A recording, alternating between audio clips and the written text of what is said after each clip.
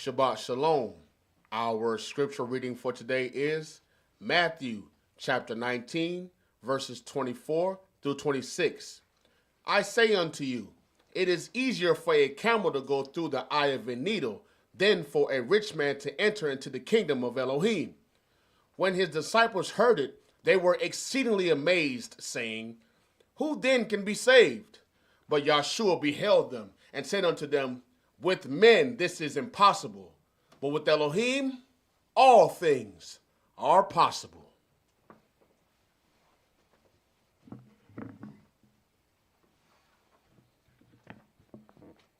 Shabbat Shalom, family. Our selection today, it ain't over.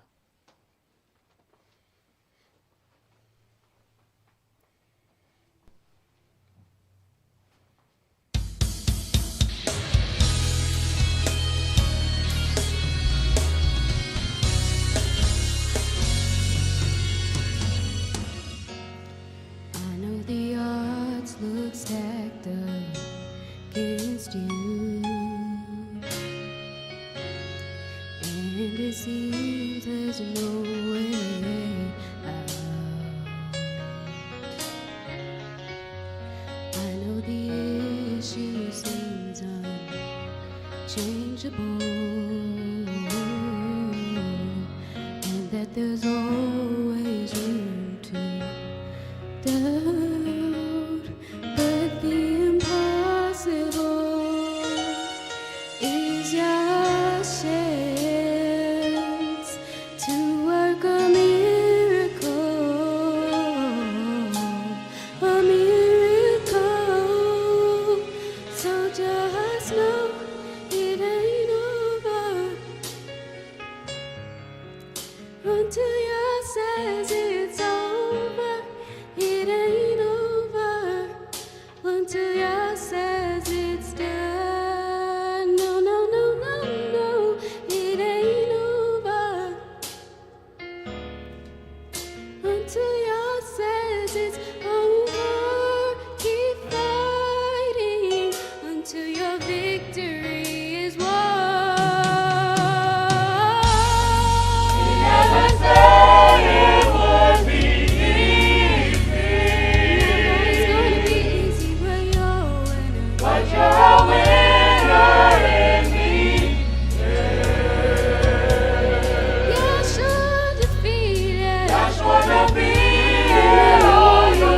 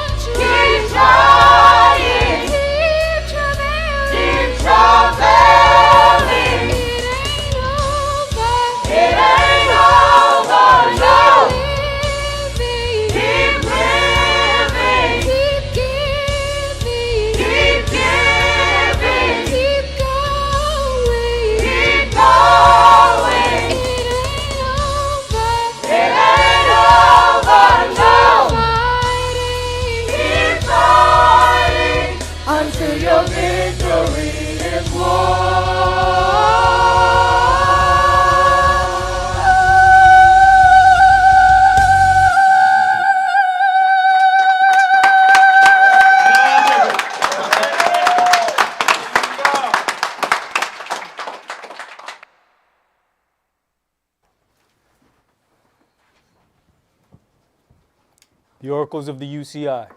1 Peter chapter 4, verses 7 through 11. But the end of all things is at hand. Be you therefore sober and watch unto prayer. And above all things have fervent love among yourselves, for love shall cover the multitude of sins. Use hospitality one to another without grudging. As every man has received the gift, even so minister the same one to another as good stewards of the manifold grace of Elohim. If any man speak, let him speak as the oracles of Elohim.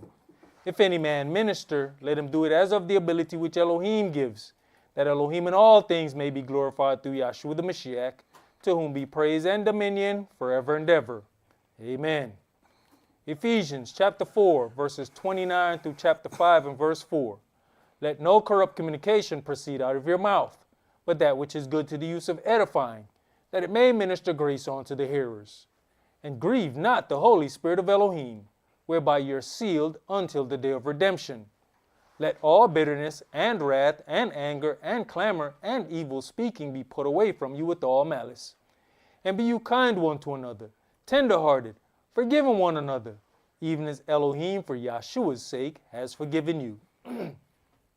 Be you therefore followers of Elohim, as their children, and walk in love, as the Mashiach also have loved us, and has given himself for us an offering and sacrifice to Elohim for a sweet-smelling savor. But fornication, and all uncleanness, or covetousness, let it not be once named among you as becomes saints.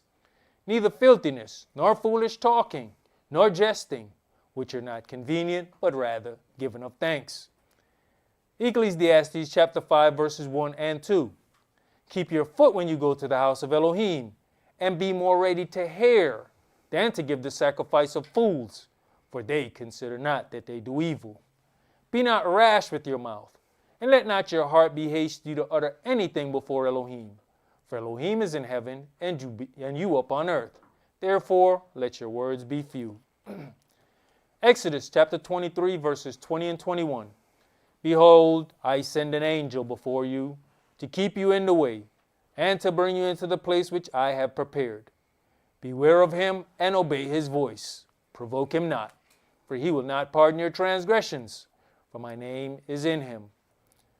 Revelations chapter 3, verses 20 through 22. Behold, I stand at the door and knock. If any man hear my voice and open the door, I will come into him and will sup with him, and he with me. To him that overcomes will I grant to sit with me in my throne, even as I have also overcame and am sat down with my Father in his throne. He that has an ear, let him hear what the Spirit says unto the churches. All right, Shabbat Shalom. Shabbat Shalom. Which is peace on Yahweh's holy Sabbath day. Welcome to another holy convocation that Yahweh has enjoined unto us here in this body of Yahshua. If we are indeed paying attention, we are noticing the heat is being turned up spiritually. And when that heat is turned up, it actually is going to do some double-fold things as it keeps going. Even though those things are problematic unto us, we tend to do the best under pressure. We were a better people when our people had to be together and go through the civil rights struggle. We were way closer than we are now. Now we have all the houses, we have all the cars, and we are absolutely, completely separated from one another. We fell for the okie doke. We got a few dollars and some better living conditions, but we became absolutely way worse on the inside as far as dealing with one another. It was a trick that the adversary, the devil, played upon us.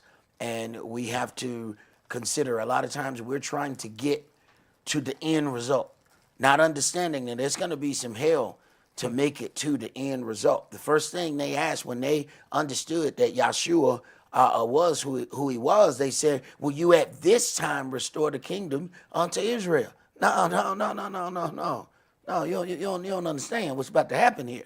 You going to have to earn this. So a lot of times you see, a lot of times we'll see something and we think automatically the end result. No, you're going to have to make it to the end result. See, 2/3 of Israel going to get cut off and die. So you have to consider something. For the priest to have to weep between the porch and the altar, that means he is going to see some horrific things. We're just ready to get to the end. Will you at this time restore the kingdom unto Israel? Hey, ain't no guarantee you going to be standing here when he restore the kingdom unto Israel. What you need to do is make sure that you can hold on until the kingdom is restored unto Israel. I don't think we understand how big of a number 2/3 is. Y'all didn't do your fractions? You remember fractions? Let's make it, real simple for you. We got a pie. We're going to cut that pie into 3 pieces. Now take 2 of them pieces and throw them out the door. That 1 piece is what we're dealing with. Do you just automatically count yourself as the 1 piece? Why? Because you're doing more than some other people you see? You know this ain't the only house he got, right? How you know how hard them people working down the street? How you know what labor they doing? How you know what they sacrifice? So you automatically count yourself? That might be an arrogant count. Yeshua was trying to prepare our people. Not only will you not worship in this house, but you ain't going to worship the Father in Jerusalem. Like, what are you talking about? Man, y'all finna get thrown out of here. But you prepare for being without the house while you in the house. You don't prepare for being outside of the house when you outside of the house. All right. It says, what agreement have the temple of Elohim with idols? For you are the temple of the living Elohim. As Elohim have said, I will dwell in them and walk in them. I will be their Elohim and they shall be my people. What? Know you not that your body is the temple of the Holy Spirit, which is in you, which you have of Elohim, and you are not your own? For you are bought with the price, therefore glorify Elohim in your body and in your spirit, which are Elohim's. Are we prepared to be that without having any physical embodiment of a temple, of a house? Are you prepared to deal with that from within inside of you? You can't wait till it's gone to then decide you're going to prepare for it. You prepare for being outside of the house while you are in the house. If you trying to figure out the day we ain't got no house and you trying to figure out, you know what, there's some blankets. You mean you didn't get no blanket while you was in the house? You can tell when we go camping, the folk who got their stuff ready right before they left. We get out there in the woods, they ain't got no pot, no pan. They ain't got no cover. And they just looking around. You can tell who ain't packed because they looking at everybody else. Man, what you doing? What? No. You don't prepare to be out here in the woods while you in the woods. Ain't they looking around here? Your opportunity to prepare was before you got out here. And our preparation has to be in spirit. Let's begin today's sermon in Galatians chapter 4. Today's sermon is entitled, The Lively Stones of the Spiritual House. The lively stones of the spiritual house. See, what is written and what we find in the New Testament, if we go back and examine portions of the Old, we'll find that he was already building a spiritual house. He was building a house with them. Galatians chapter 4, and we're going to start with verses 1 through 7. Now I say that the heir as long as he is a child, differs nothing from a servant, though he be master of all. But is under tutors and governors until the time appointed of the Father. Even so we, when we were children, were in bondage under the elements of the world. But when the fullness of the time was come, Elohim sent forth his son, made of a woman, made under the law. Made of a woman. He had to be made of a woman to be made under the law. Go ahead. To redeem them that were under the law, that we might receive the adoption of sons. And because you are sons, Elohim has sent forth the Spirit of his Son into your hearts, crying, Abba, Father. Wherefore you are no more a servant, but a son, and if a son, then an heir of Elohim through Yahshua. Jump to verse 13. You know how through infirmity of the flesh, I preached the gospel unto you at the first. And my temptation, which was in my flesh, you despised not, nor rejected, but received me as an angel of Elohim, even as Yahshua HaMashiach. But what if they didn't? What if Yahweh allows you to see something that you don't like to get you to run off at the mouth? He said, whoa. You know how through infirmity of the flesh I preached the gospel unto you at the first, and my temptation, which was in my flesh, you despise not. What if they did despise it? See, sometimes we think that we just so free to show our disdain for something. What if Yahweh put something out there for you to turn around and stick your whole foot in your mouth? Now you done lost your salvation over some dumb stuff. Ishmael didn't feel nothing about saying what he had to say against Esau. He didn't feel no kind of way about laughing at him. Where he learned that disdain? He learned that disdain from his mama.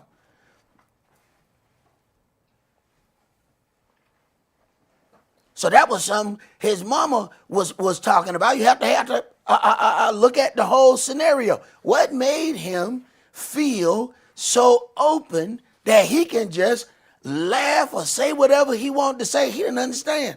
There was a spiritual house in the making, and he was taking himself out as one of the instruments of the house.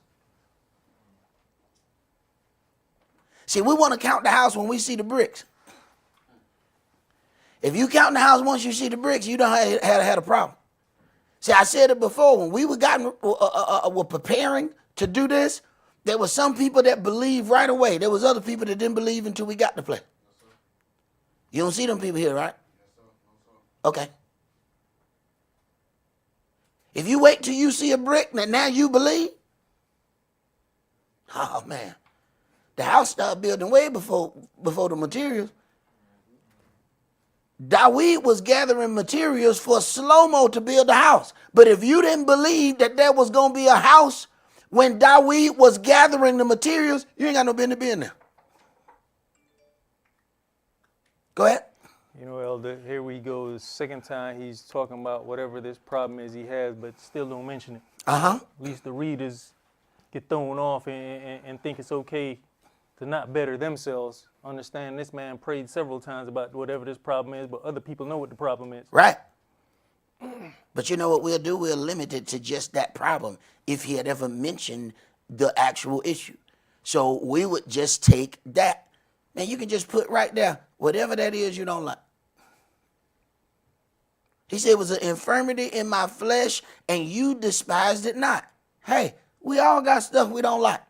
What if Yahweh allow you to see something you don't like and then sit back and wait and see what you do about it? Not knowing you done cashed in your salvation.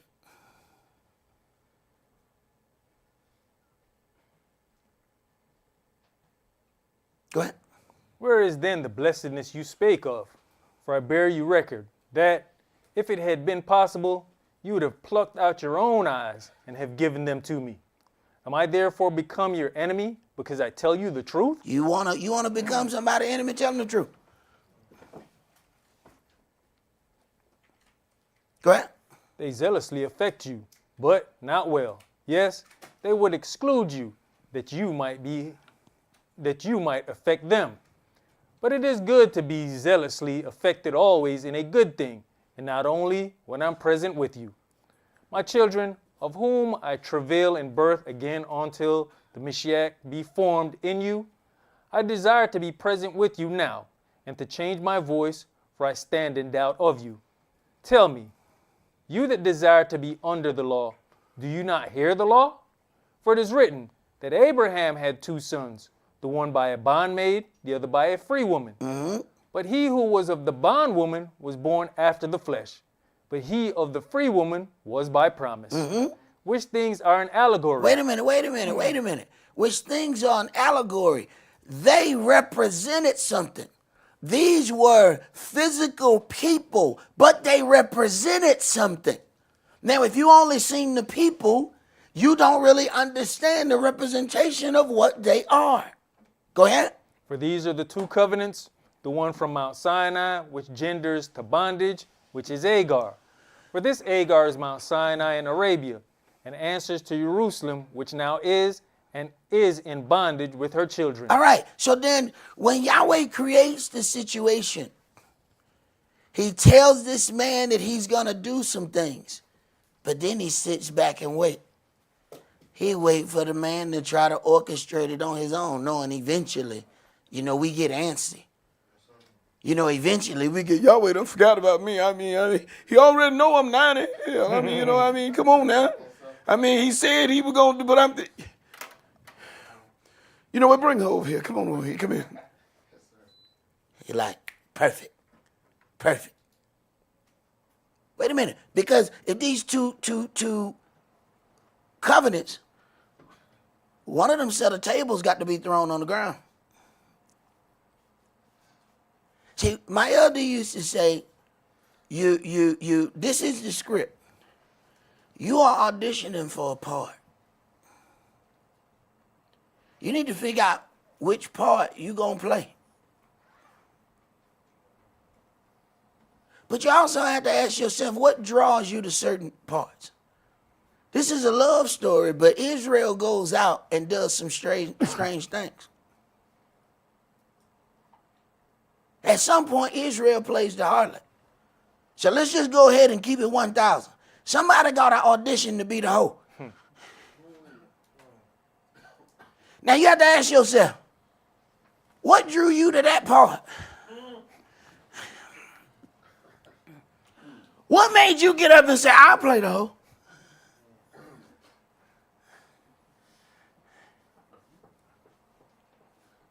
Okay. Read, Bree. But Jerusalem which is above is free, which is the mother of us all. For it is written, Rejoice, you barren that beareth not. Break forth and cry, you that travaileth not. For the desolate has many more children than she which has an husband. Now we, brethren, as Esaac was, are the children of promise.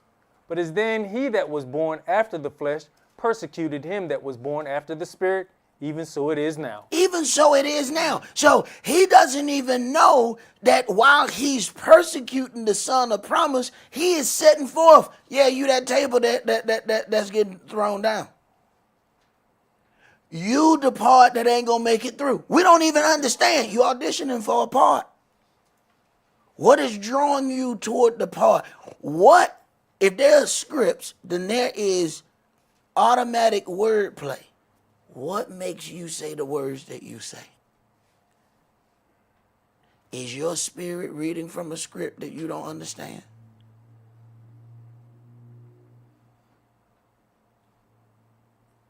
This boy thought that he was just saying what he felt and what he done heard. Because understand now, his mama automatically had disdain.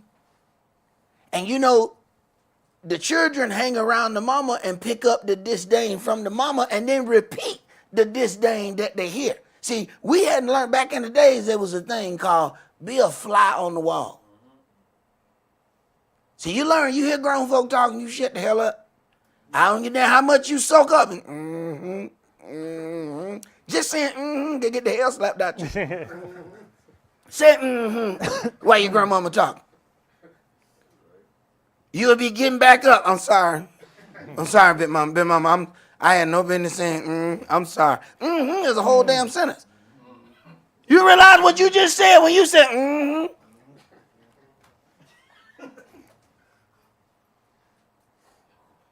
Big Mama knocked the hell out of you. What you say?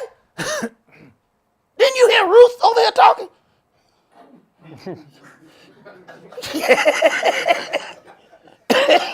Boy, you done lost your mind. You won't do it no more. Go ahead. Nevertheless, what says the Scripture? Cast out the bondwoman and her son. For the son of the bondwoman shall not be heir with the son of the free woman. So, in the script then, the boy was supposed to tick off the woman. He was playing a part. I don't know what he thought he was doing, but he was playing a part. And he spoke the words that needed to be spoken so she can say, cast him and that woman out. They going by a script. The problem is they don't have the script. The script is in here. They doing exactly what Yahweh want them to do.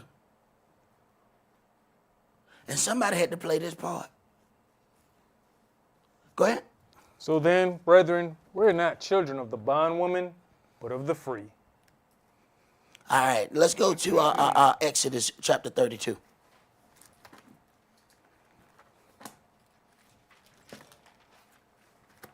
See, some of this might not make sense to you until you get into a situation where Yahweh make you say something, and then you got to go home and look at yourself in the mirror and say, why in the hell did I say that? Then 7 months later, some things get revealed and you understand, oh, that wasn't me talking. Now I understand why he made me say that. Then you'll start to understand a little bit of this. See, our arrogance is thinking that we are in control all the time. Somebody wise told me, you don't run nothing but your mouth, and you ain't even in control of that. You may not even understand what you said until a couple months later. That's why I'm told constantly, you need to go back and watch your class. I said, for what? I did it.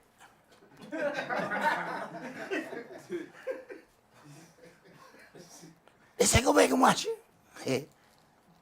It don't take me about 10 minutes. I said, what? I said, no. Right. Because if some stuff come to you a split second before it come out your mouth. See, that's the stuff that you playing, and then there's the script that your spirit know that you don't know. Right. That's the part you auditioning for. And like my elder said, you damn well better get an Oscar. I don't give a damn. If you gonna play the hoe, be the best hoe. You better play that hoe. Okay? That's your part, right? That's the part you audition for? You better get an Oscar. When they give out the award for hoes, you need to be the best one. I want to thank all the people who helped me be as whorish and philanderous. All right? Do what you do. Okay. Go ahead, Bree. Exodus chapter 32 and verse 14. And Yahweh repented of the evil which he thought to do unto his people. And Moshe turned and went down from the mount, and the 2 tables of the testimony were in his hand. The tables were written on both their sides. On the one side and on the other were they written. And the tables were the work of Elohim. The tables were the work of Elohim. We talking about some holy articles here. You know they go across the earth trying to find holy relics. He got holy relics in his hand. Go ahead. And the writing was the writing of Elohim. Okay. Graven upon the tables. And when Yahshua heard the noise of the people, as they shouted, he said unto Moshe, there's a noise of war in the camp. All right. So Yahshua is being trained as he's helping. He's also being helped. He's learning how to recognize some things. This is why you can't just jump off and go do something you ain't ready yet. You think you're ready. So here this young man is. He said, man, I hear war. Go ahead. And he said, it is not the voice of them that shout for mastery, neither is it the voice of them that cry for being overcome. But the noise of them that sing do I hear. He said, look here, boy, you're not listening to the right thing. No, boy, that's not war. I know you just hear noise. Listen carefully. No, they boogie oogie oogie. No, that's a different kind of noise. You don't hear that breakdown? Listen to the breakdown. Look at that. Oh, no. There's something else going on. Now, if we off meeting with Elohim getting the tablets, what the hell they partying about? What? I know what we doing. What they doing? Okay, go ahead. And it came to pass, as soon as he came near unto the camp, that he saw the calf and the dancing, and Moshe's anger waxed hot. And he cast the tables out of his hands and brake them beneath the mount. All right, wait. So he break them. All right, so this is Exodus. Now remember now what we read before. It says Hagar and Sarah was an allegory of the two covenants. All right, now he just break one of the sets of tables. One of them boys got sent out, right? Mm-hmm. Okay, there was already a living embodiment of these tables before the tables were constructed. All right, you think you understand Yahweh. You understand what Yahweh lets you understand. Let's go to Exodus chapter 34.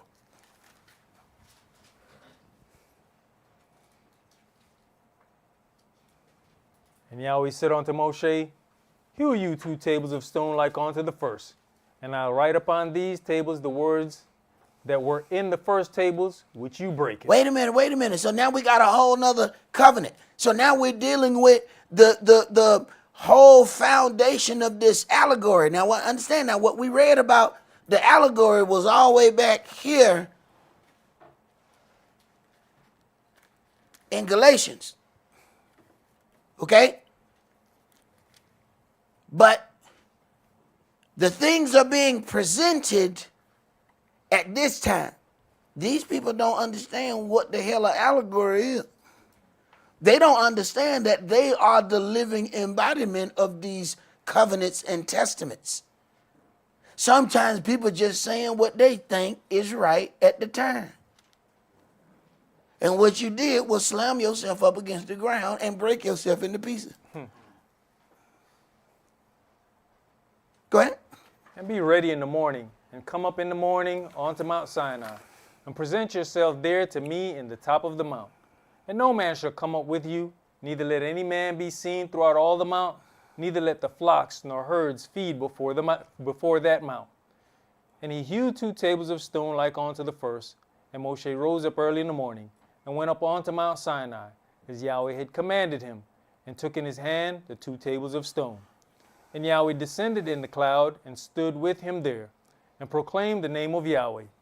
And Yahweh passed by before him, and proclaimed, Yahweh, Yahweh Elohim, merciful and gracious, long-suffering, and abundant in goodness and truth, keeping mercy for thousands, forgiving lawlessness and transgression and sin, and that will by no means clear the guilty, visiting the lawlessness of the fathers upon the children, and upon the children's children, on to the 3rd and to the 4th generation. You know, one of the things that should scare anybody is what things have we put forth in the earth that your kids going to have to deal with?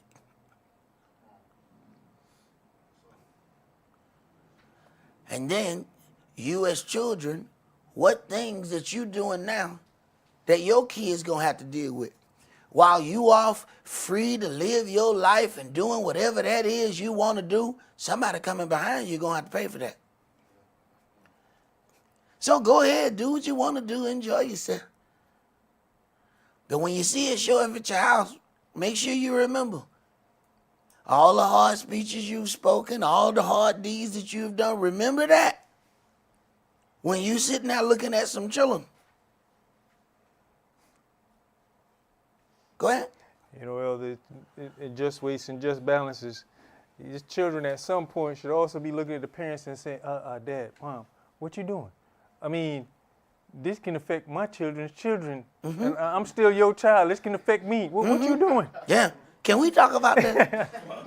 can we discuss some things? Because that seems rather harsh right there, what's happening. Hey, if we talking about heirs, then we're talking about things being handed down. Hey, inheritance can be good or bad. You can inherit damnation. You can do something so strong that your kids don't die for it, but they damn sure got to deal with it. Go ahead. And Moshe made haste and bowed his head toward the earth and worshipped.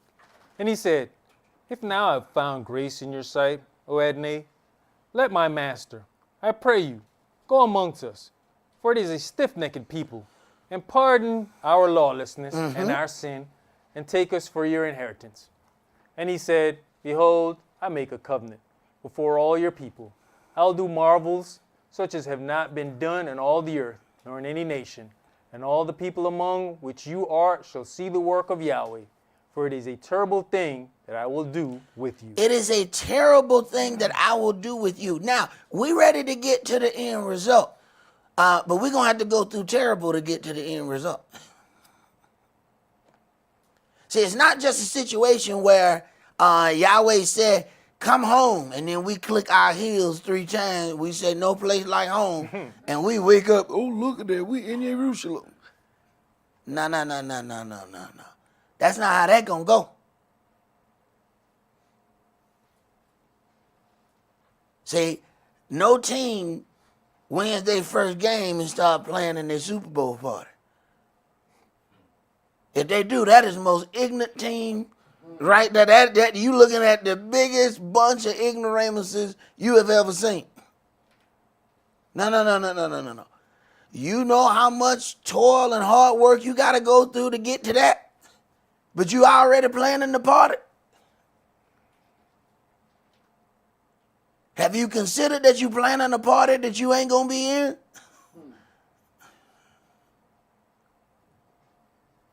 Let's go to Genesis chapter 16.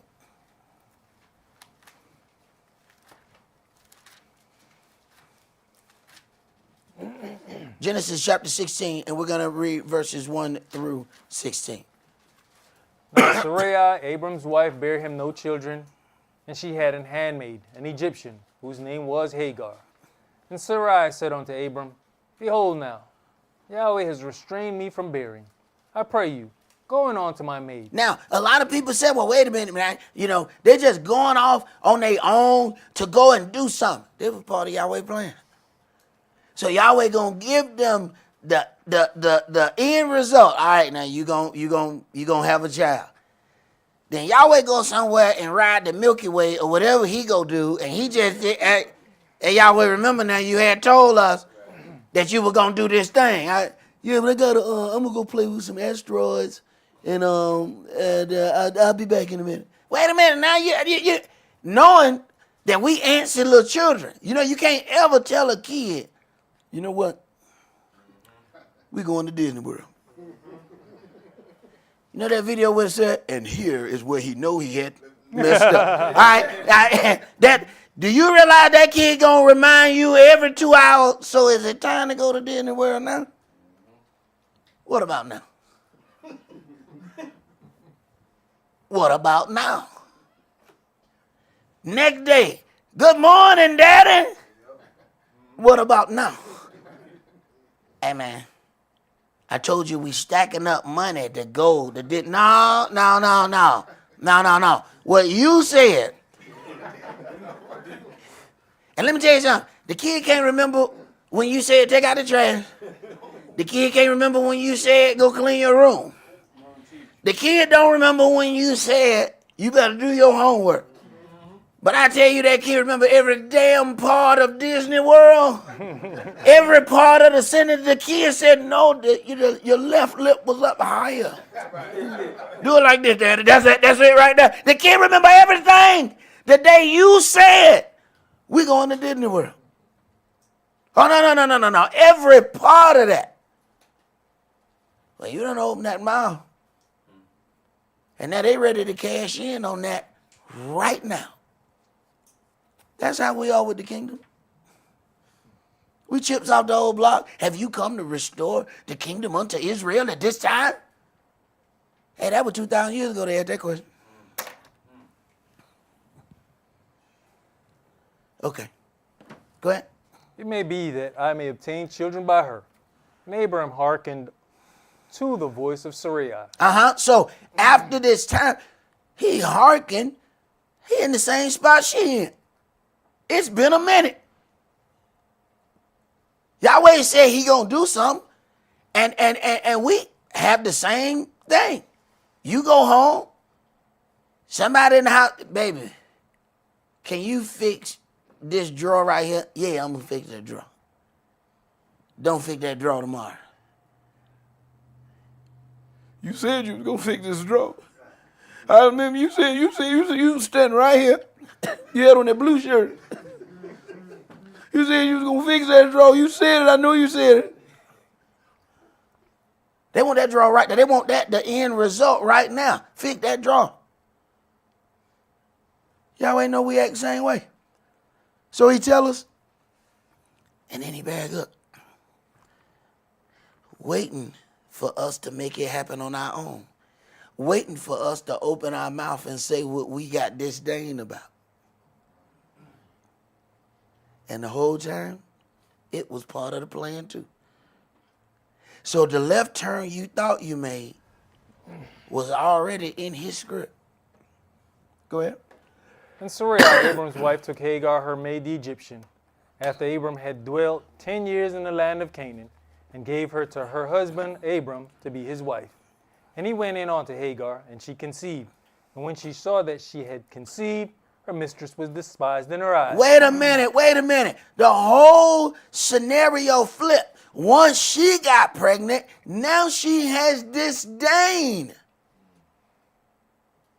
Yahweh already knew that part. They didn't. She acted one way before she felt like she had some power. Yahweh already knew it. He said, all right.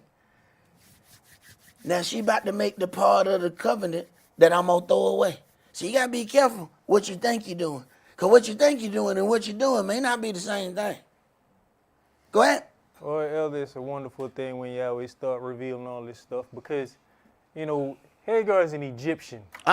She despised her mistress, the mother of Israel, is despising her eyes. Who was the first people who held us captive? Okay.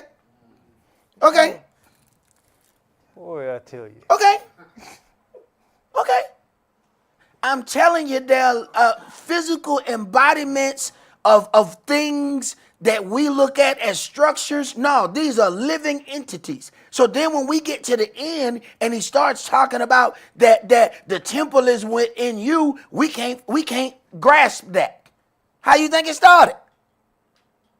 It ends just like it started. Go ahead. And Sarai said unto Abram, my wrong be upon you. I have given my maid into your bosom. And when she saw that she had conceived, I was despised in her eyes. Yahweh judge between me and you. Them strong word right there. But let me tell you what she expected.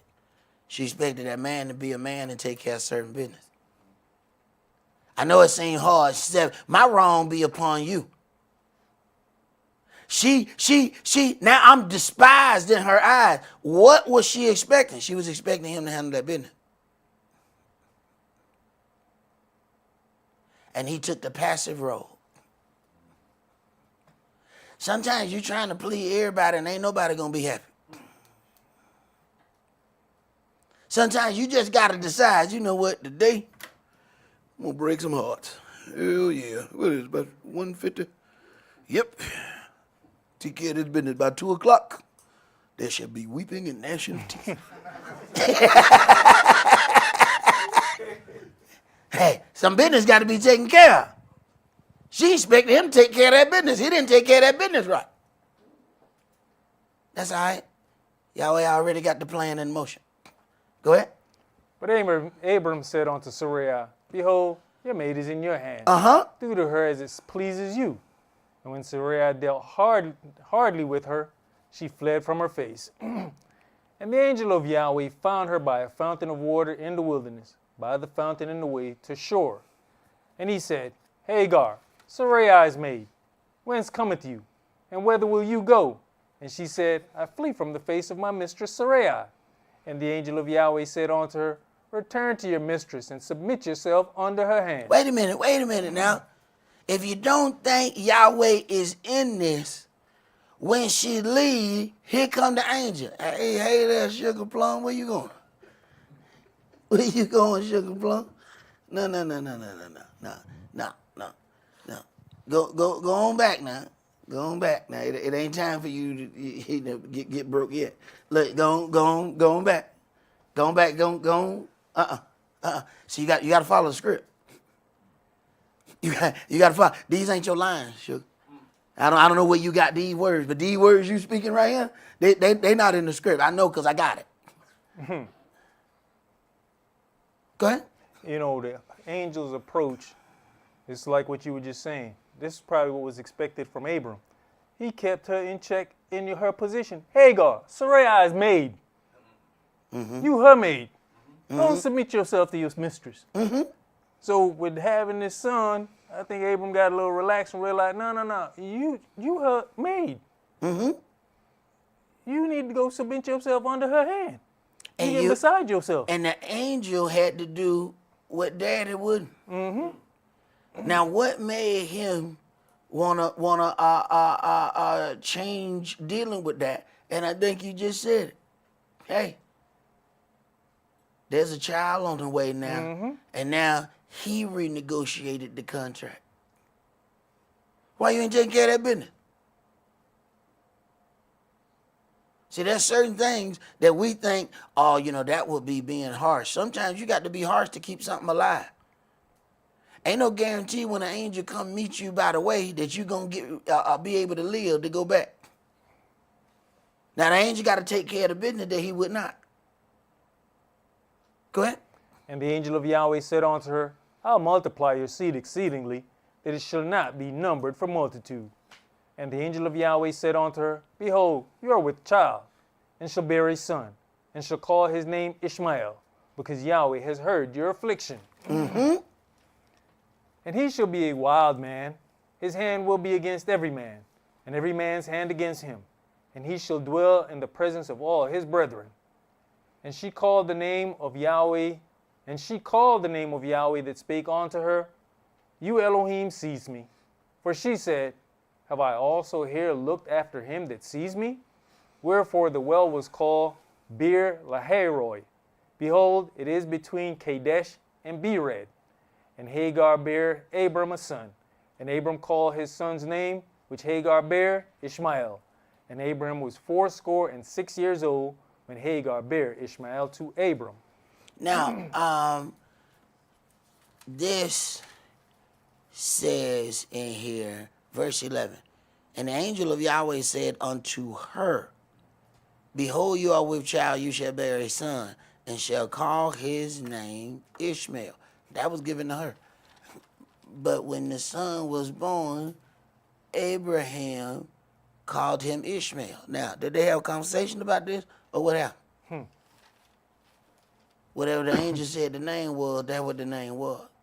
Because the name signifies what he's going to go through.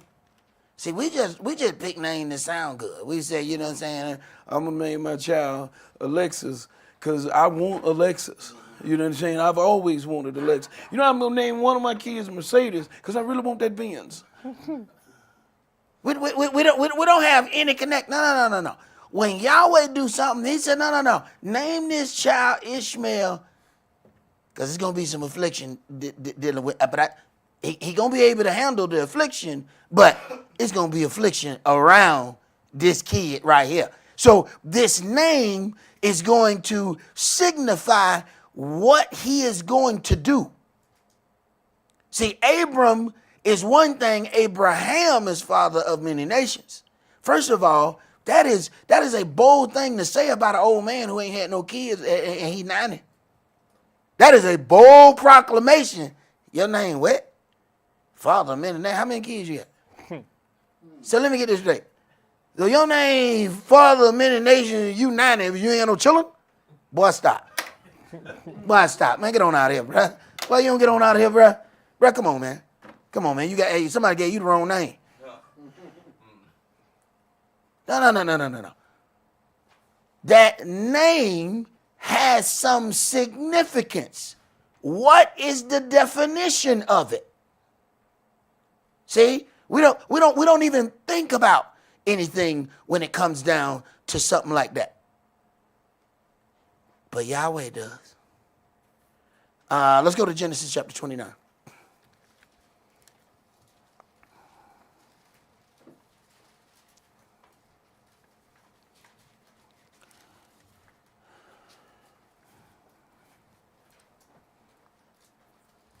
Genesis 29, and let's start that at verse 10. And it came to pass, when Jacob saw Rachel, the daughter of Laban, his mother's brother, and the sheep of Laban, his mother's brother, that Jacob went near, and rolled the stone from the well's mouth, and watered the flock of Laban, his mother's brother. And Jacob kissed Rachel, and lifted up his voice, and wept. And Jacob told Rachel that he was her father's brother, and that he was Rebekah's son. And she ran and told her father. And it came to pass, when Laban heard the tidings of Jacob his sister's son, that he ran to meet him, and embraced him, and kissed him, and brought him to his house, and he told Laban all these things. And Laban said to him, Surely you are my bone and my flesh. And he abode with him the space of a month. And Laban said unto Jacob, Because you are my brother, should you therefore serve me for naught? Tell me, what shall your wages be? And Laban had 2 daughters. The name of the elder was Leah, and the name of the younger was Rachel. Leah was tender-eyed, but Rachel was beautiful and well-favored. Jacob loved Rachel, and said, I'll serve you 7 years for Rachel, your younger daughter. And Laban said, It is better that I give her to you than that I should give her to another man. Now, if there were any other rituals or any customs, this would have been the time for him to mention the custom. He don't mention no custom whatsoever. So right now, Jacob is in the process of being tricked. And people say, you know what, this is absolutely just deceptive of Laban. It's just so deceptive. Guess what? Yahweh saying, deceiving.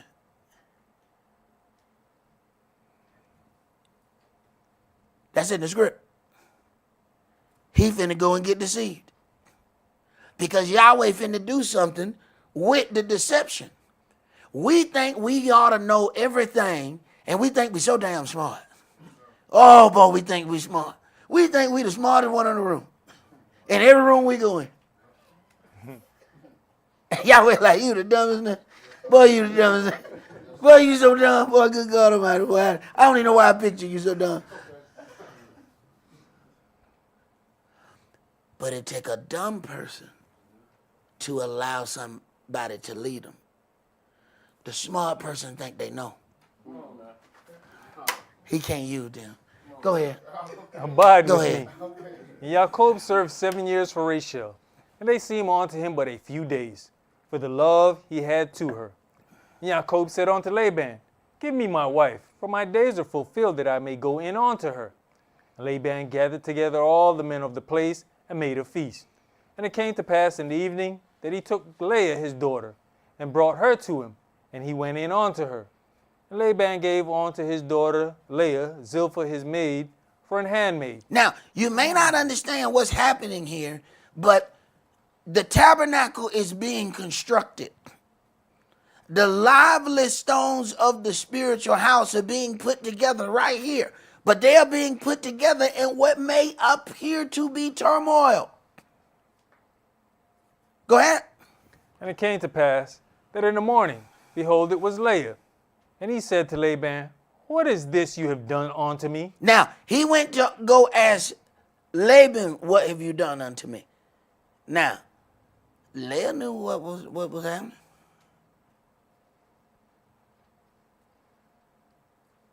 She knew what that man expected.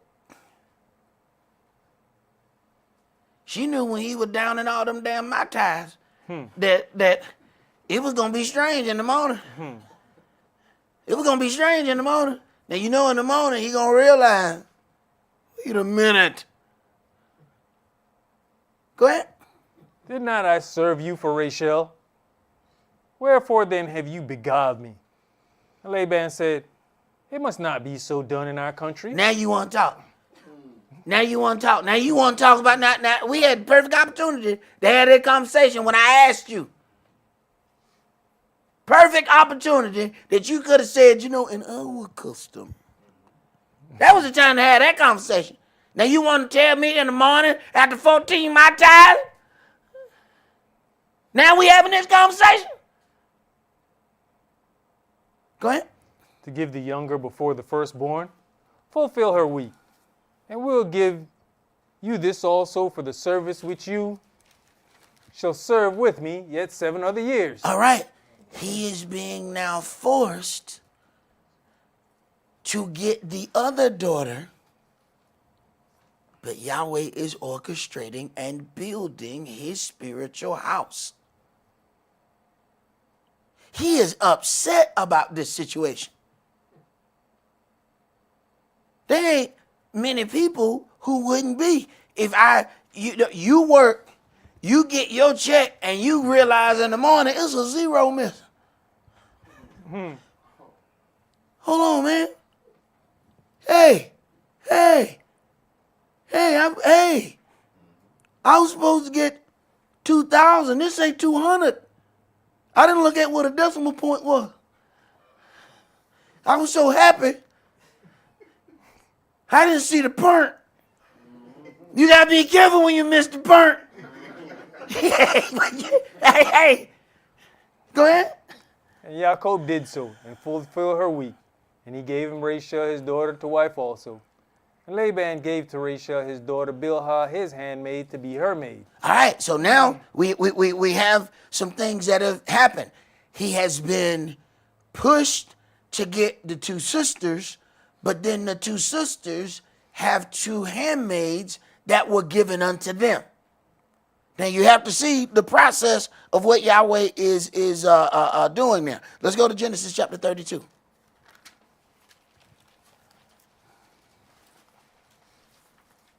Genesis 32, and let's start at verse 22.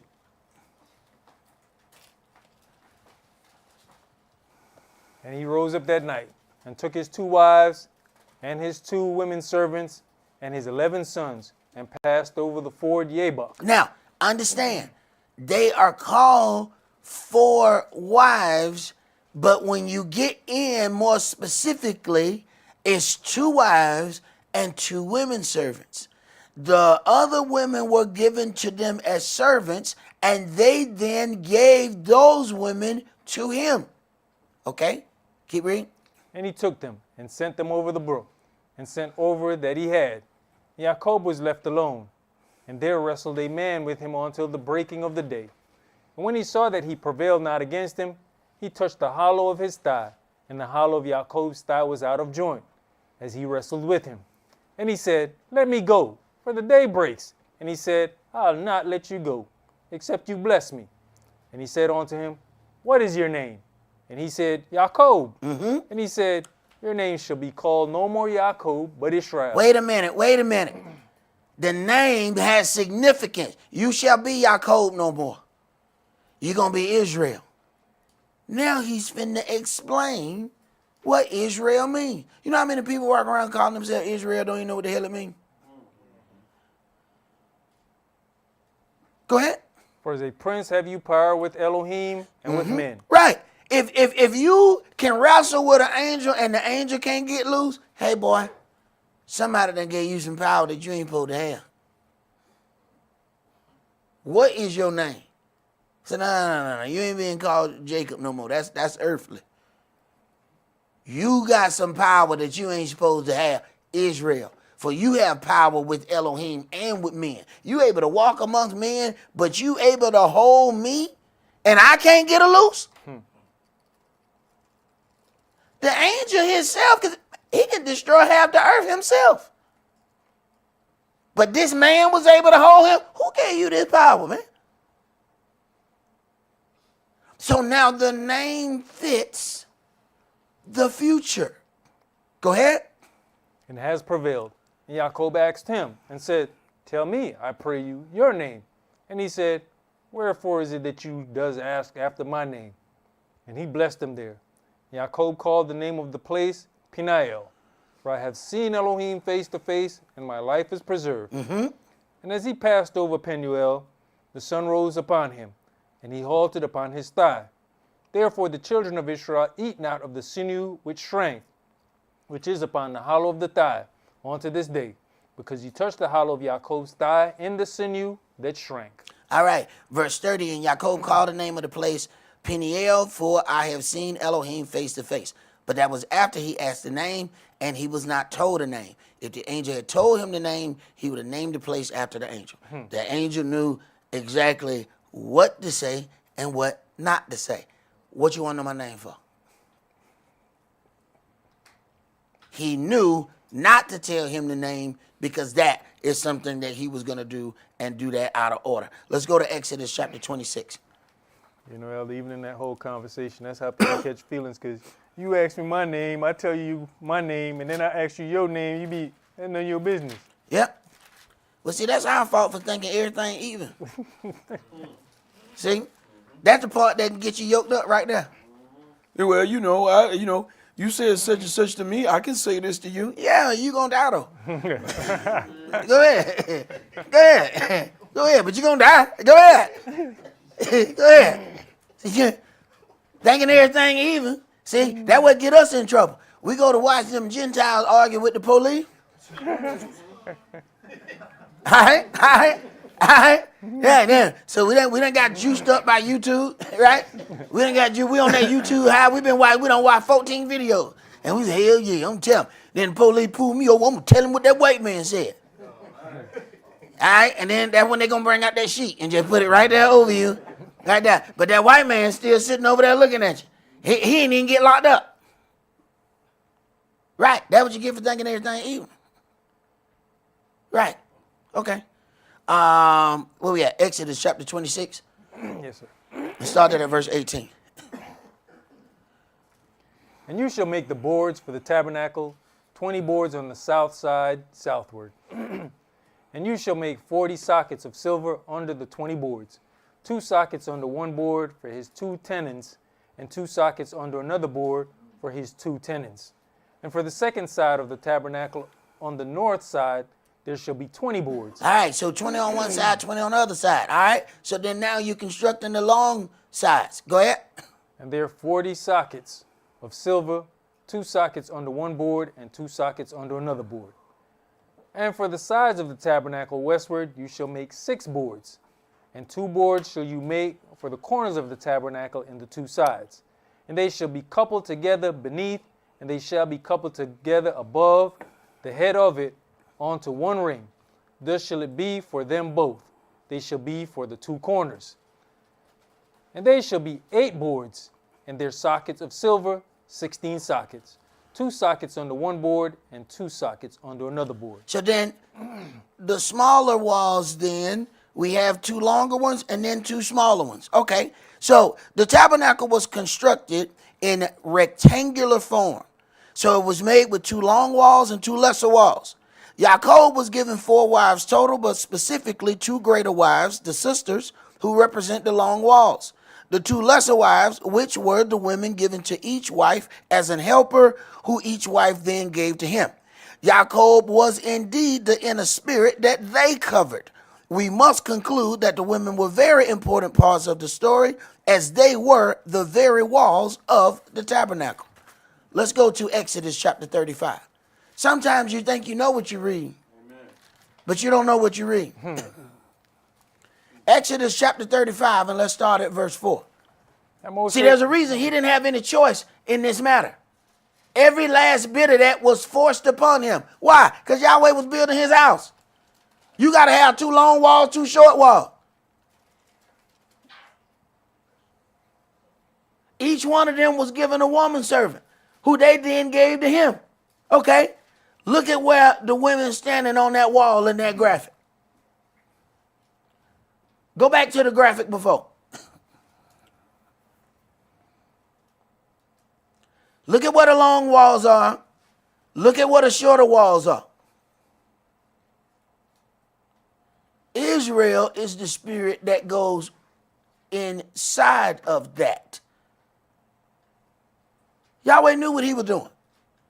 We don't know what we're doing. We think we making some decisions. We think we looking at one thing. You don't know what you're looking at. He then, so when Yeshua gets to the point of talking about him being the temple, they can't perceive anything that how any man gonna be this. You didn't understand how he built it to start with. You think Yeshua done went way far off the deep end. That's because you didn't understand the beginning of the building plan. Go ahead. And Moshe spake unto all the congregation of the children of Israel, saying, This is the thing which Yahweh commanded, saying, Take you from among you an offering unto Yahweh. Whosoever is of a willing heart, let him bring it an offering of Yahweh, gold and silver and brass, and blue and purple, and scarlet and fine linen, and goat's hair, and rams, skins dyed red, and badger skins and shittim wood, and oil for the light, and spices for anointing oil, and for the sweet incense, and onyx stones, and stones to be set for the ephod, and for the breastplate. And every wise-hearted among you shall come and make all that Yahweh has commanded, the tabernacle, his tent, and his covering, his taches, and his boards, his bars, his pillars, and his sockets, the ark, and the staves thereof, with the mercy seat, and the veil of the covering. So all the children of Israel should have part in setting forth and the building of the house. And if you're not going to have a part of building in the house, you ain't got no business being in the house. Go ahead. The table and his staves and all his vessels and the showbread. The candlestick also for the light, and his furniture and his lamps with the oil for the light, and the incense altar and his staves and the anointing oil,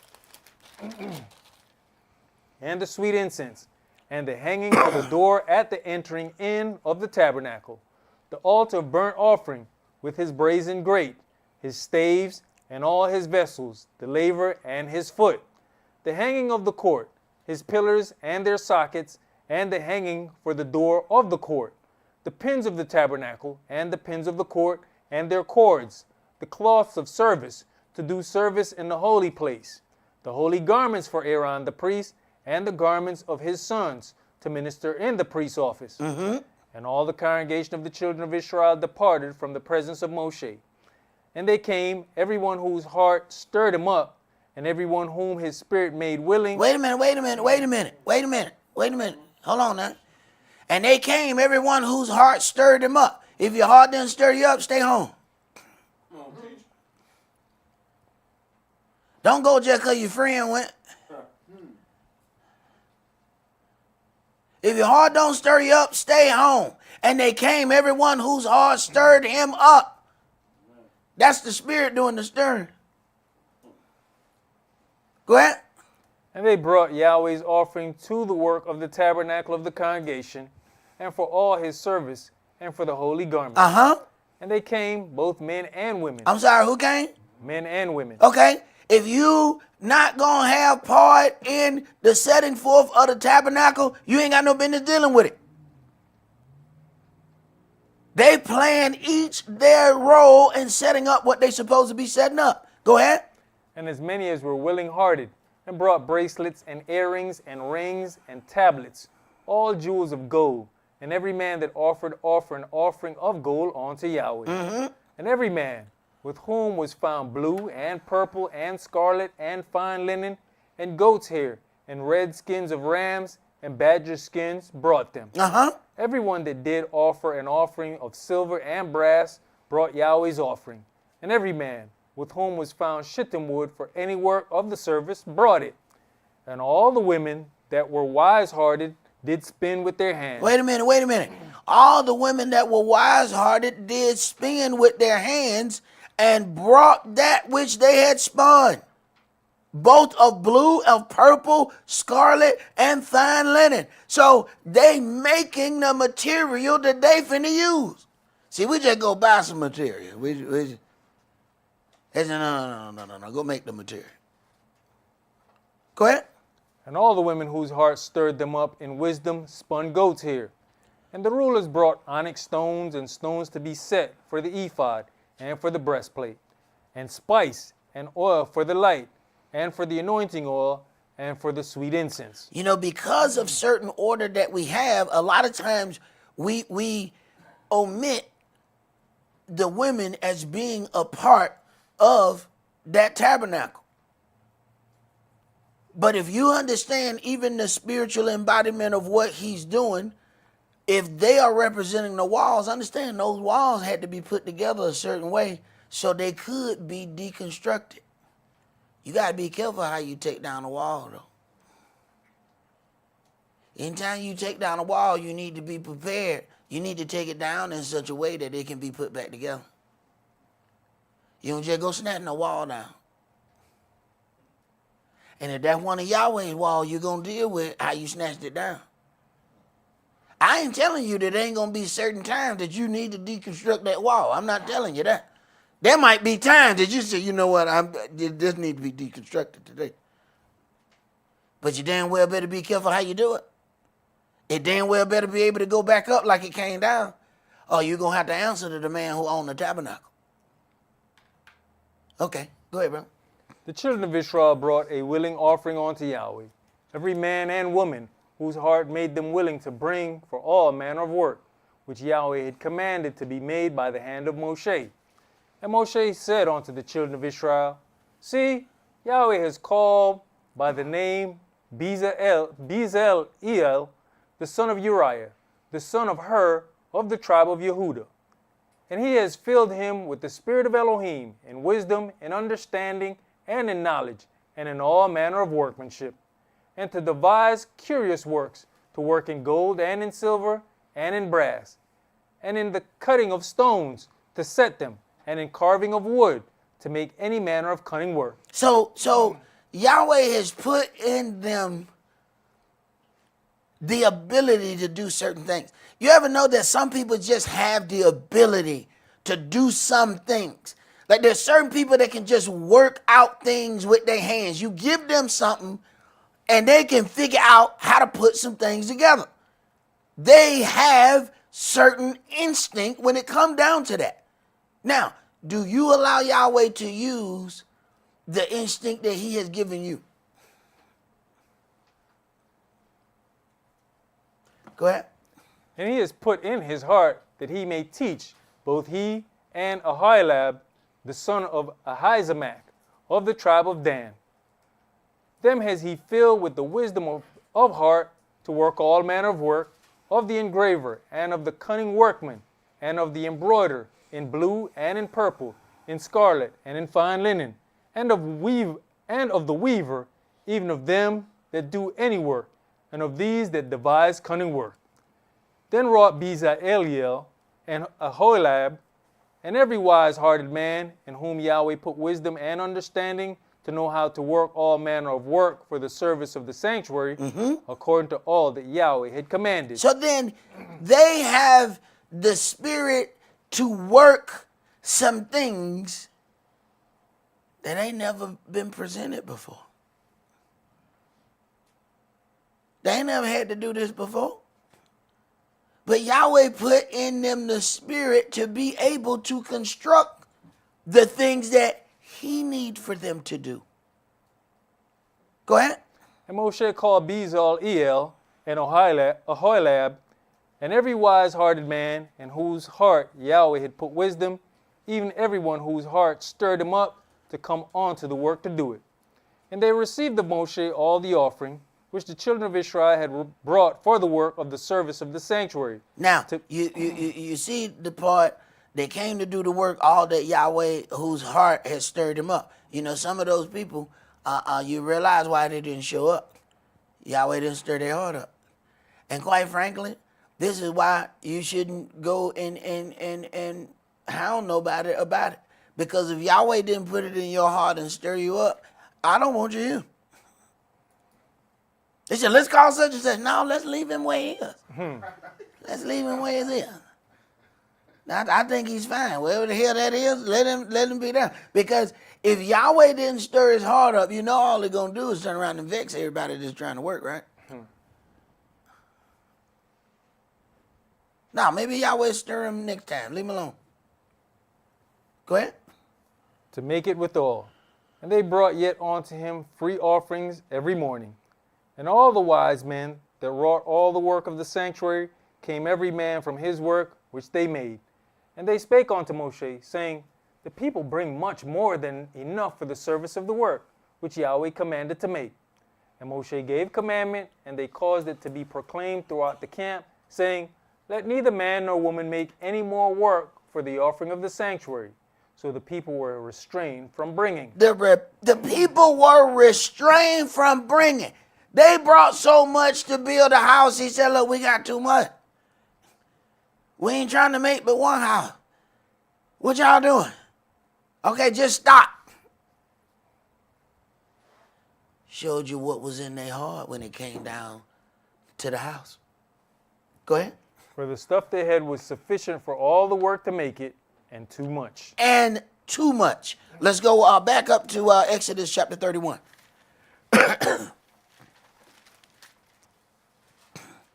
So it starts to make sense, though, when you backtrack to some of the games that have been played on our people.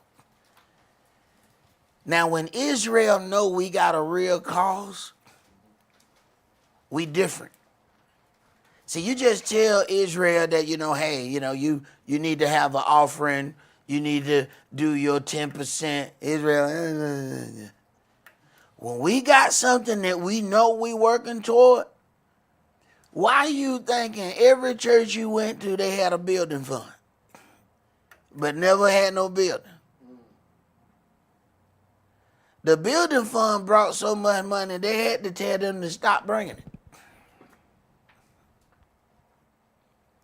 That's what threw people off when we started having a building fund. They were like, oh, man, this going back to the church we used to go to. Suck done started tripping.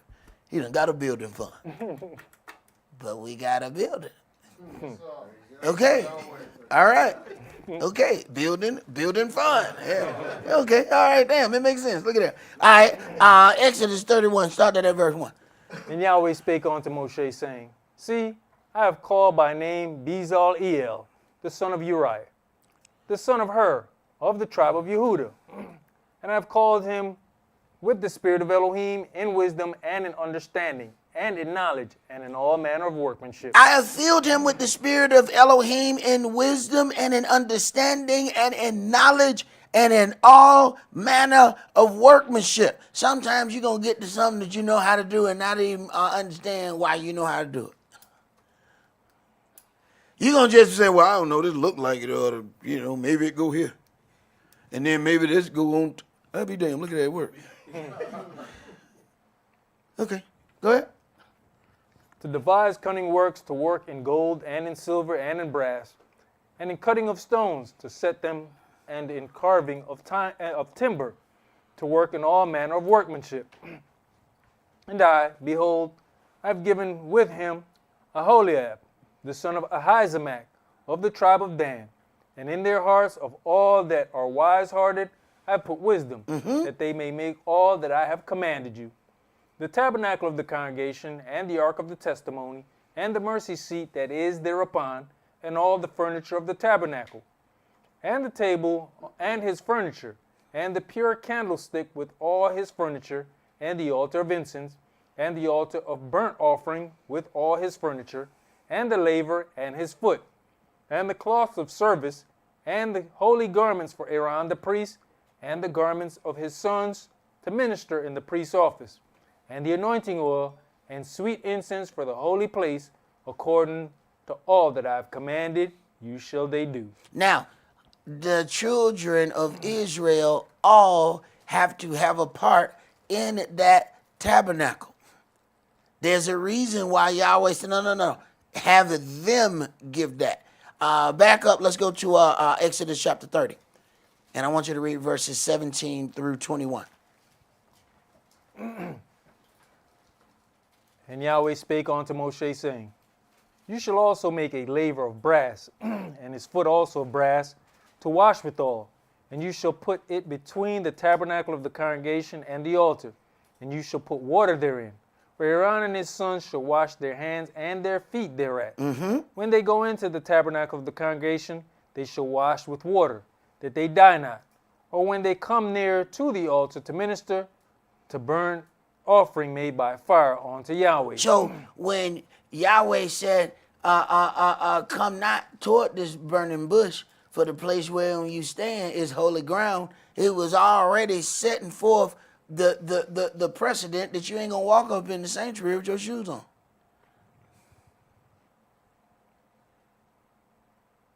And then to set forth, hey, before you do this work, go wash. Go ahead. So they will wash their hands and their feet, that they die not.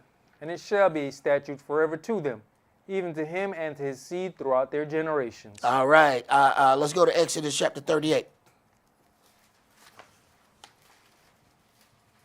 Exodus 38, and let's read verses 1 through 8.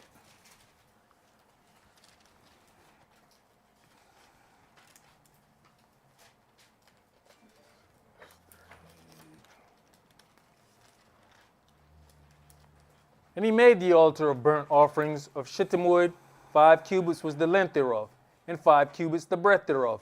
It was 4 square, and 3 cubits the height thereof. And he made the horns thereof on the 4 corners of it. The horns thereof were of the same, and he overlaid it with brass. And he made all the vessels of the altar, the pots, and the shovels, and the basins, and the flesh hooks, and the fire pans, and all the vessels thereof made he of brass.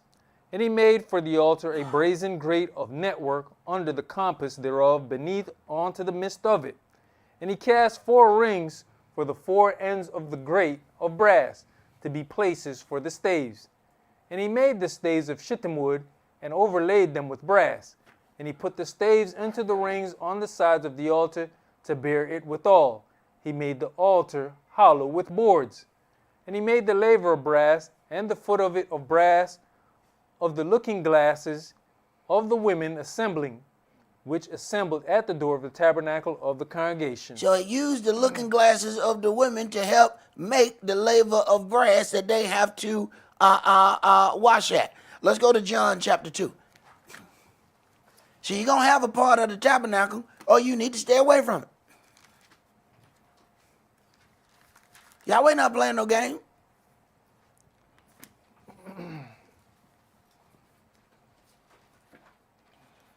Yohanan chapter 2, and let's start that at verse 13.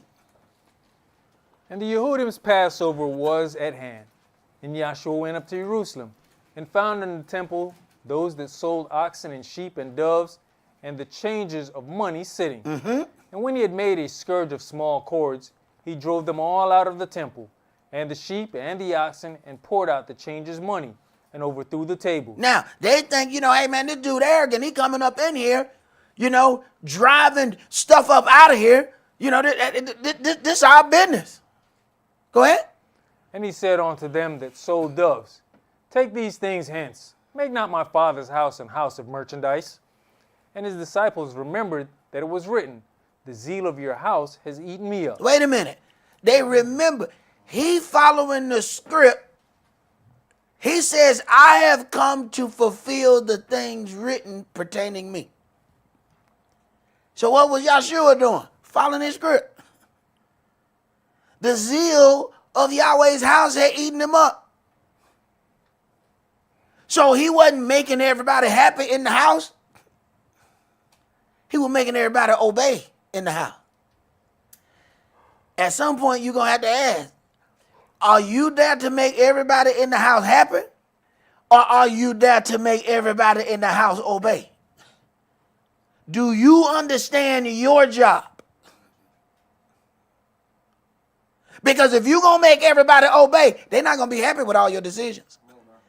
And if you think that everybody need to be happy with your decisions, then you're not going to be able to do your job either. Because every time somebody upset, you upset that they upset. Now we upset. Now I'm upset that you upset. Now we all upset.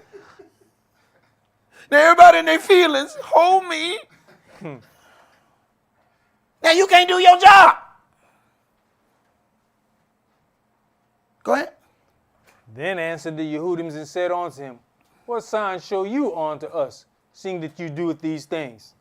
Joshua answered and said unto them, destroy this temple, and in 3 days I'll raise it up. Then said the Yehudis, 46 years was this temple in building. Wait a minute. We read about all the things that happened in the first. You talking about all this building, and you going to tear it down in 3 days? Go ahead. And will you rear it up in 3 days? But he spake of the temple of his body. Wait a minute. The temple was made in bodily form to start with. He spake of the temple of his body. Now when he go here, they think he done went somewhere. Now he all off in the stratosphere. Yahweh was already setting up the temple in a spiritual manner that we didn't understand. This is why sometimes you got to learn how to keep your mouth closed. Because you think you understand what you don't understand. Go ahead. When therefore he was risen from the dead, his disciples remembered that he had said this unto them, and they believed the scripture and the word which Yahshua had said. All right, you finished that? Yes. All right, let's go to 1 Kings chapter 3.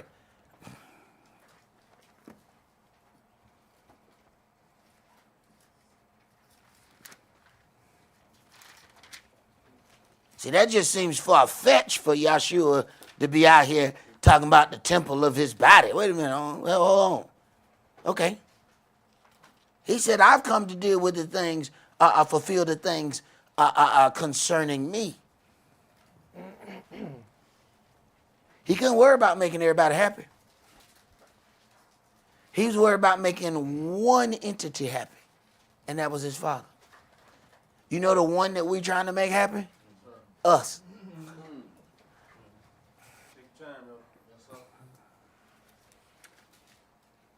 And we can't even make ourselves happy because what made us happy on Monday don't even make us happy on Wednesday. So we done went all out the way to make ourselves happy on Monday, and Wednesday we like, oh, didn't even know why I did that. Right.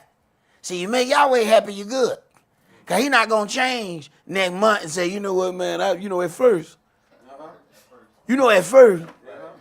See, Yahweh don't operate like man. You make him happy, you good. Go ahead, Prick. 1 Kings chapter 3 and start at verse 7. And now, O Yahweh my Elohim, you have made your servant king instead of Dawid my father. And I am but a little child. I know not how to go out or come in. And your servant is in the midst of your people, which you have chosen, a great people that cannot be numbered nor counted for multitude.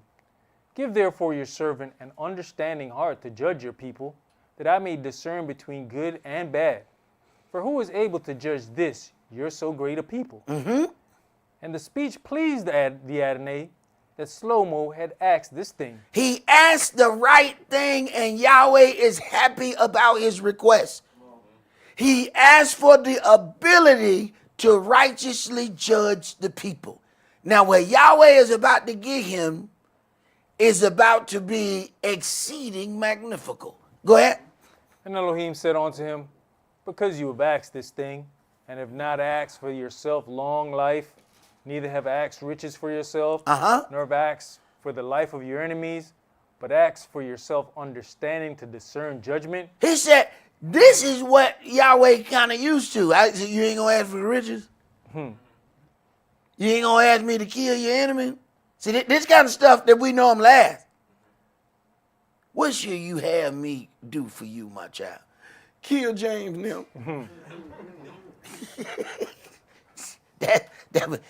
You waited to see me, and this what you asked? You want me to kill James now? Okay, go ahead. Behold, I have done according to your words. Lo, I have given you a wise and an understanding heart, so that there was none like you before you, neither after you shall any arise like unto you. And I have also given you that which you have not asked, both riches and honor, so that there shall not be any among the kings like unto you all your days. And if you will walk in my ways, to keep my statutes and my commandments, as your father Dawid did walk, then I will lengthen your days.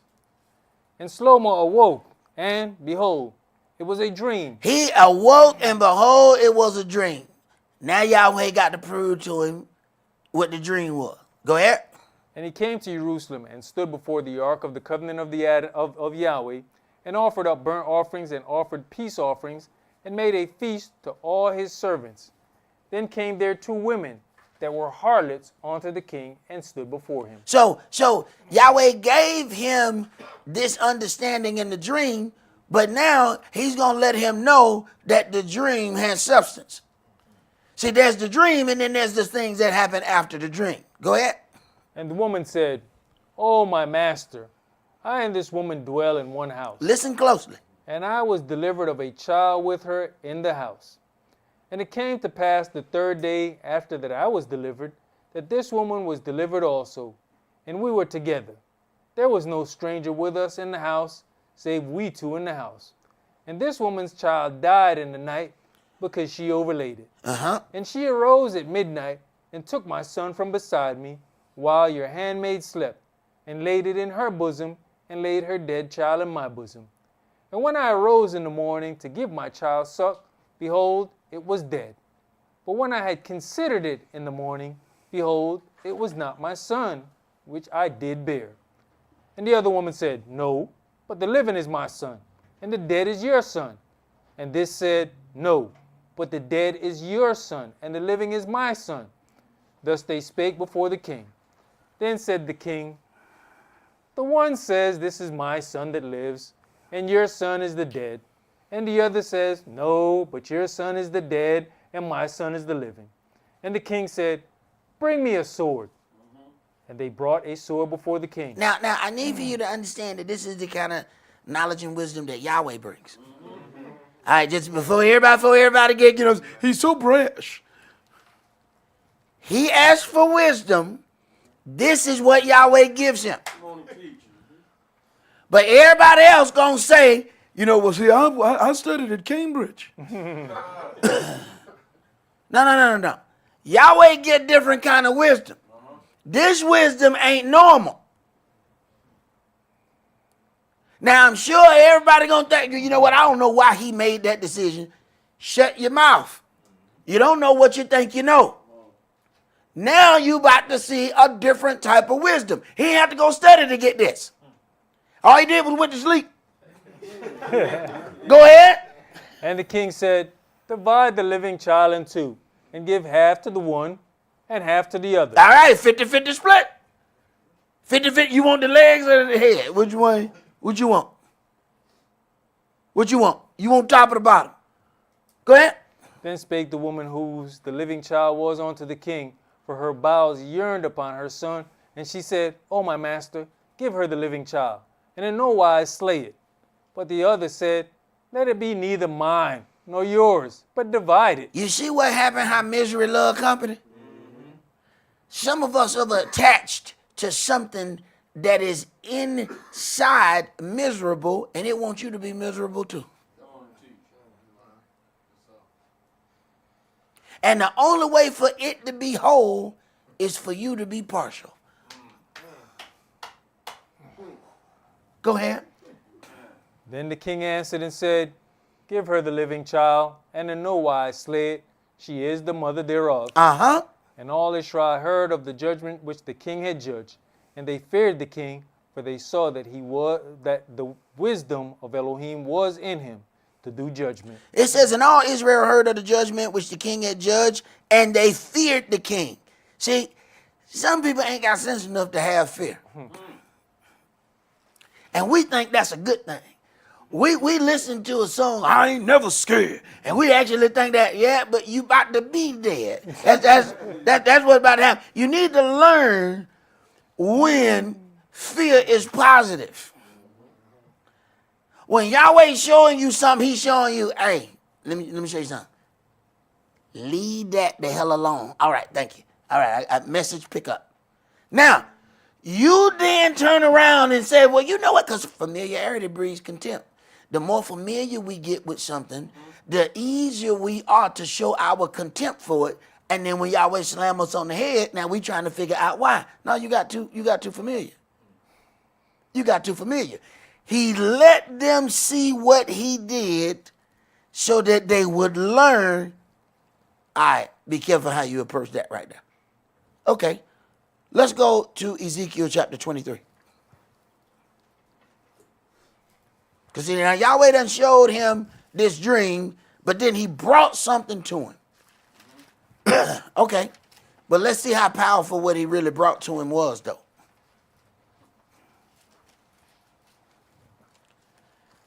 Ezekiel 23, let's start at verses 1 through 11. Then the word of Yahweh came again unto me, saying, Son of man, there were 2 women, the daughters of one mother. And they committed whoredoms in Egypt. They committed whoredoms in their youth. There were their breasts pressed, and there they bruised the teats of their virginity. All right, now, King Shlomo had 2 harlots came to him, and they was arguing over a baby. All right, so future here in Israel, there's 2 harlots here. Let's see what happens. Keep reading. And the names of them were Aholah the elder and Aholibah her sister. And they were mine. Now, he said the 2 women were the daughters of one mother. All right, wait a minute. The 2 long walls of the tabernacle. They decided to turn themselves into harlots. So as the women who were standing before King Shlomo was Israel and Judah. Keep reading. And they bare sons and daughters.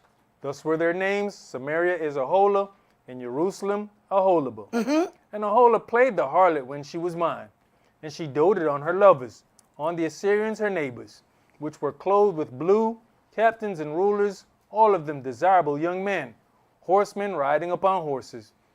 Thus she committed her whoredoms with them, with all them that were the chosen men of Assyria, and with all on whom she doted.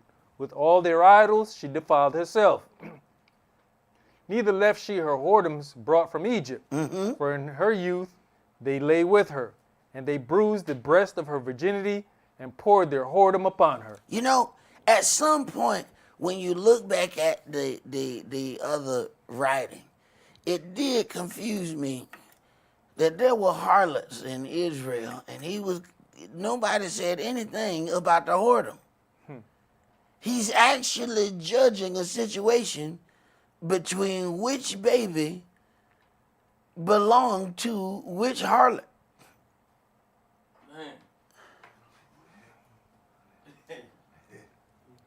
And theoretically, all y'all need to die. I need to kill you 2 heifers and the babies. Because y'all are whoredom and product of whoredom. But that's not what happened. Why? Keep reading.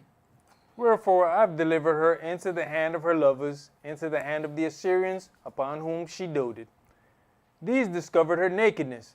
They took her sons and her daughters, and slew her with the sword. And she became famous among women, for they had executed judgment upon her. And when her sister Aholibah saw this, she was more corrupt in her inordinate love than she, and in her whoredoms more than her sister in her whoredoms. All right. So now the king has to deal with judging between these 2 whorish women. Jump to verse 28. For thus says the Adonai, Behold, I'll deliver you into the hand of them whom you hateth, into the hand of them from whom your mind is alienated. And they shall deal with you hatefully, and shall take away all your labor, and shall leave you naked and bare. And the nakedness of your whoredoms shall be discovered, both your lewdness and your whoredoms. I'll do these things unto you, because you have gone a whoring after the heathen, and because you are polluted with their idols. You have walked in the way of your sister. Therefore will I give her cup into your hand. Thus says the Adonai, You shall drink of your sister's cup deep and large. You shall be laughed to scorn and in derision, and it contains much. You shall be filled with drunkenness and sorrow, which the cup of astonishment and desolation, with the cup of your sister Samaria. You shall even drink it and suck it out, and you shall break the sherds thereof, and pluck off your own breast, for I have spoken it, says the Adonai Yah. Therefore thus says the Adonai Yah, because you have forgotten me, and cast me behind your back, therefore bear you also your lewdness and your whoredoms. Yahweh said moreover unto me, Son of man, will you judge Aholah and Aholibah? Yea, declare unto them their abominations, that they have committed adultery, and blood is in their hands, and with their idols have they committed adultery, and have also caused their sons, whom they bear unto me, to pass from them through the fire to devour them. Okay, so they're devouring their sons, huh? Okay, keep reading. Moreover, this they have done unto me. They have defiled my sanctuary in the same day, and have profaned my Shabbats. For when they had slain their children to their idols, then they came the same day into my sanctuary to profane it. And, lo, thus they have done in the midst of mine house. All right, so then we get back to the point of, are you trying to make everybody happy in the house, or are you trying to keep order in the house? Because if you're going to keep order in the house, everybody in the house ain't going to be happy with you. Go ahead. And furthermore, that they have sent for men to come from far, unto whom a messenger was sent. And, lo, they came, for whom you did wash yourself, painted your eyes, and decked yourself with ornaments. Oh, hey, put on all that makeup. And you know when you put on a lot, that's when they say, oh, you painted it. Okay. Go ahead. And satteth upon a stately bed, and a table prepared before it, whereupon you have set mine incense and mine oil. And a voice of a multitude being at ease was with her. And with the men of the common sort were brought Sabaeans from the wilderness, which put bracelets upon their hands, and beautiful crowns upon their heads. Then said I unto her that was old in adulteries, will they now commit whoredoms with her, and she with them?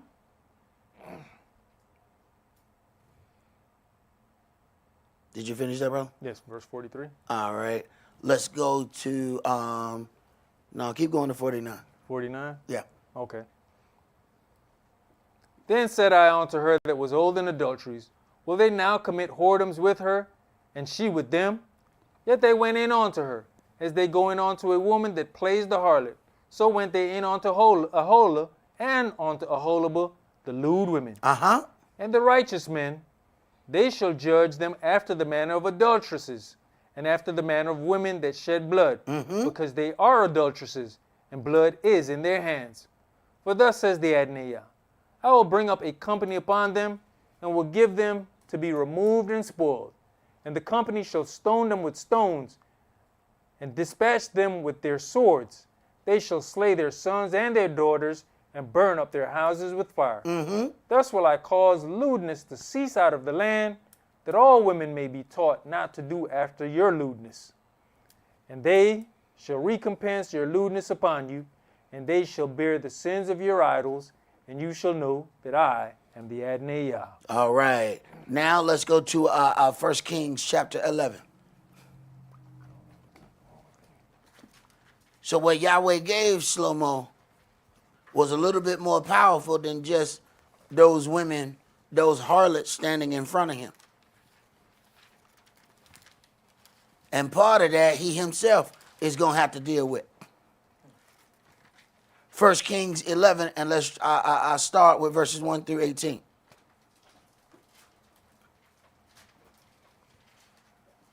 But King Shlomo loved many strange women, together with the daughter of Pharaoh.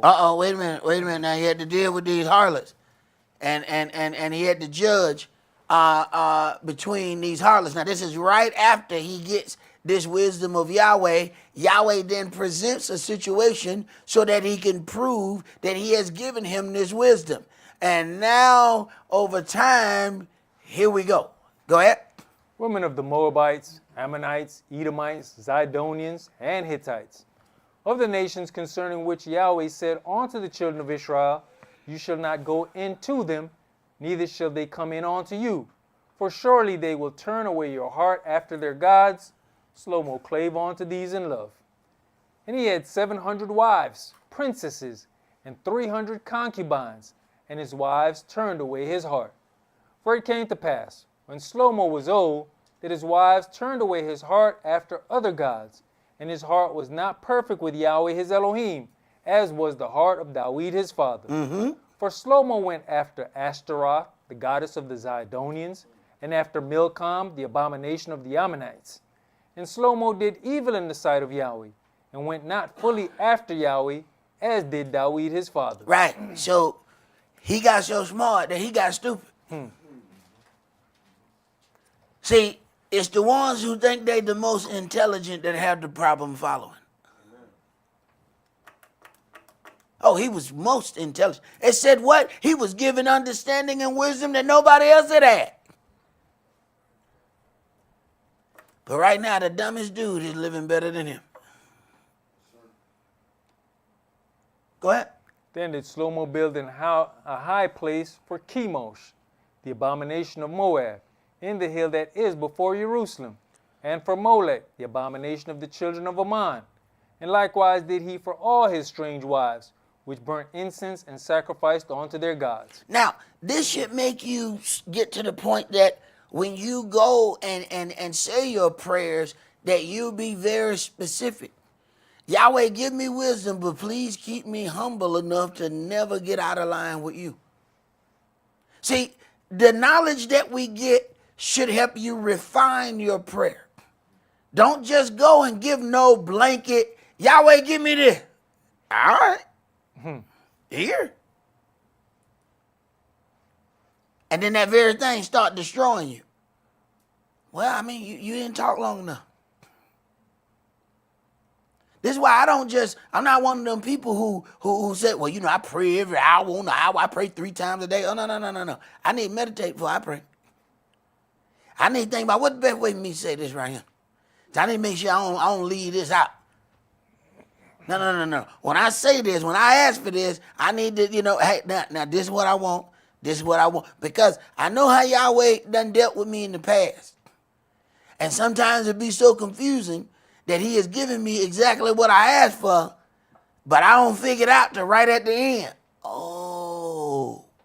Now I be done fought half the stuff he was doing. Not realizing that he was answering my prayer. Imagine Yahweh, you don't want to ask me for this. Who up here standing on top of the table crying for? You asked me for this. You said you wanted to do such and such and such and such. That's why I gave you COVID. What? You told me you wanted to work at the house. So I put you on the ventilator. What?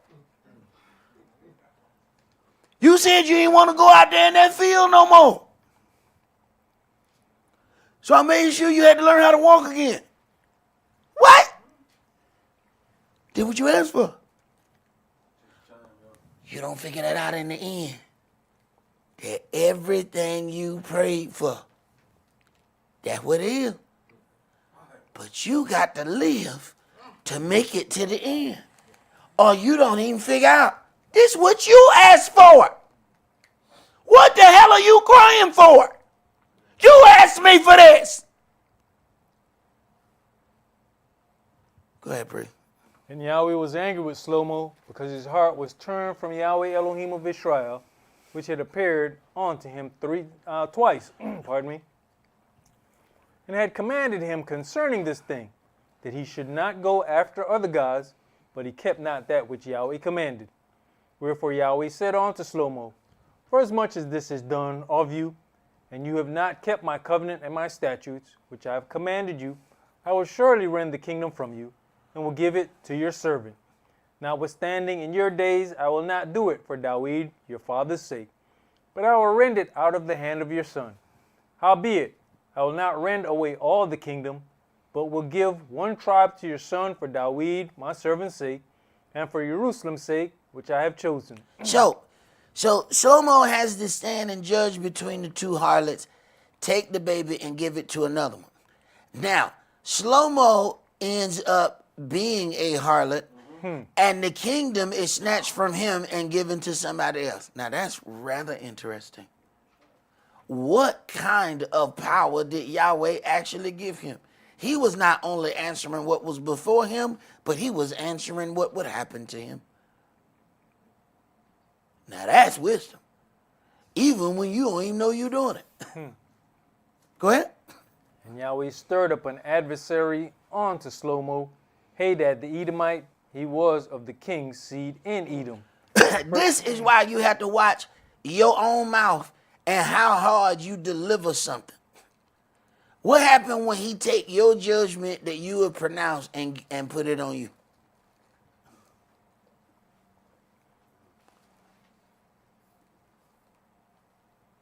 He did it with Dawid. He gave him a situation. What happened? Oh, this man should die. Well, you were talking about you. Go ahead. For it came to pass, when Dawid was in Edom, and Joab the captain of the host was gone up to bury the slain, after he had smitten every male in Edom, for 6 months did Joab remain there with all Israel until he had cut off every male in Edom. That Hadad fled, he and certain Edomites of his father's servants with him, to go into Egypt, Hadad being yet a little child. And they arose out of Midian, and came to Paran. And they took men with them out of Paran, and they came to Egypt, unto Pharaoh, king of Egypt. Now, so understand what happens. If you follow what Yahweh has given you to the T, you fine. But he allows one man to escape. That one man, his entire thought process, his whole reason for living is to kill you. Now, if you do what you're supposed to do, that hater of yours never gets power. But when you step out of line with Yahweh, he already been working on somebody for 30 years. And every day they wake up and kill something. Good morning. He didn't say good morning. His first words was kill something. Now, once you go ahead and step out of line, he stepped out of the way. And now he allows the dude who been getting up for the last 30 years, and the first words out of his mouth is to kill you. Now he is no longer restrained. Y'all ain't got to tell him to come kill you. That's all he been thinking about for the last 30 years. But the only reason he has power to come at you is because you walked outside the hedge and did some things that you should not have done. Go ahead. Which gave him an house, and appointed him victuals, and gave him land. All right, jump to verse 29. And it came to pass at that time, when Jeroboam went out of Jerusalem, that the prophet Ahiah, the Shilonite, found him in the way, and he had clad himself with a new garment, and they two were alone in the field. And Ahiah caught the new garment that was on him, and rent it in 12 pieces. Now, hey, this right here start a fight right here. Hell on, man, I just bought this, bro. This Ralph Lauren. You just can't tear this up and what you doing? No, there's something going on right here. Go ahead. And he said to Jeroboam, take you 10 pieces, for thus says Yahweh, the El of Israel, behold, I'll rend the kingdom out of the hand of Shlomo, and will give 10 tribes to you. The same thing he did with the harlots is the same thing that happened with him as a harlot. You being judged after the manner of harlots. Take the kingdom. Oh, and in case you're not understanding, the kingdom is the baby. They said take the baby, divide it, and give one to this one, and give the other part to that. Here go the baby right here. He dividing the baby. He just didn't know he was talking about himself. This is how Yahweh calls the greatest of righteous judgment. When you don't know, you saying it about you. Go ahead. But he shall have one tribe for his servant David's sake, and for Jerusalem's sake, the city which I have chosen out of all the tribes of Israel, because that they have forsaken me, and have worshipped Ashtaroth, the goddess of the Zidonians, Chemosh, the god of the Moabites. See, this is how we became harlots, because we worshiped everything under the sun. We take on all the worship practices of other people. Excuse me. We think we just hanging out with our friends, but we picking up other worship practices. This is how we become the harlots. So when he was going through the motions of judging the harlots, we don't think that that's us. They say, oh, it was two harlots in one house. We say, well, they ain't got nothing to do with us. Wait. See, we the harlots in one house. We in the house of Israel. But at the same time, we got other things that we take part in. Okay. Go ahead.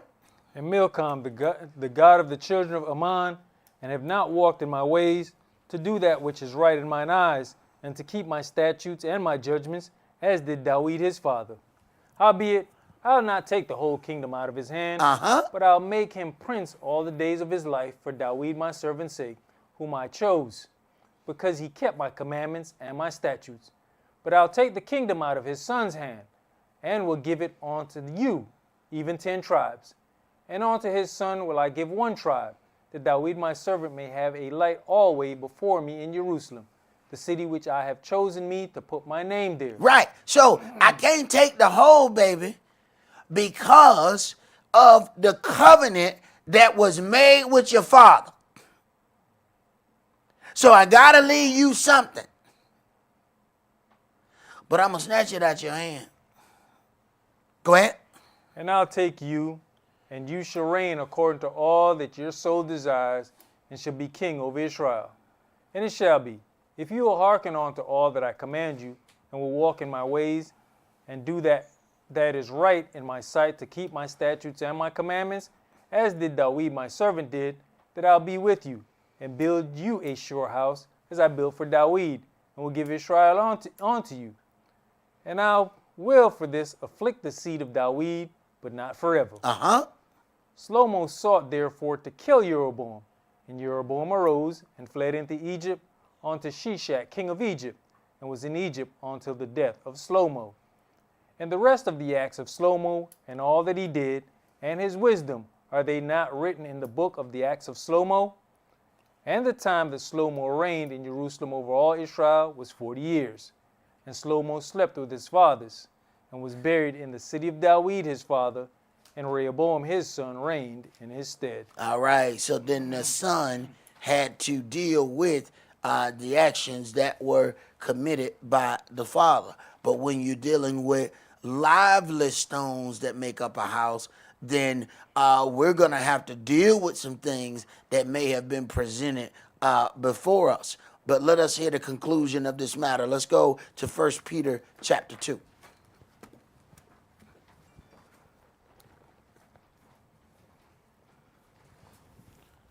1 Peter chapter 2, and we're going to read verses 1 through 5.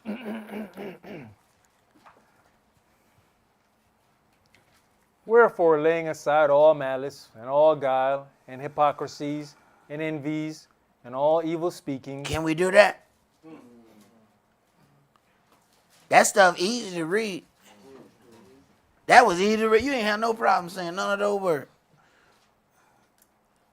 Now, performing that is something altogether different. Because, see, we carry around envies and malice, and we smile. But we don't understand the words that proceed out of your mouth tell on you. You can hear that envy in somebody's voice, and they don't even know that they told on themselves. Go ahead.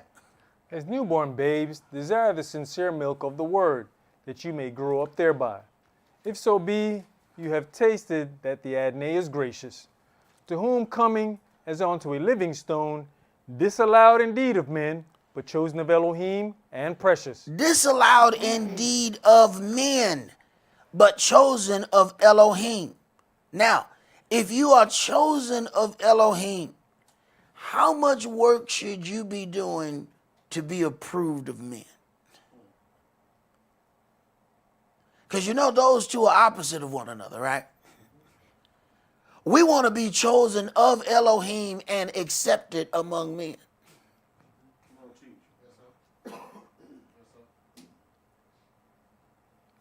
Then get upset when all men don't accept us. Or when men don't accept the decisions that we do. If Yahweh is directing you in the spirit, what the hell you care who unhappy with your decision?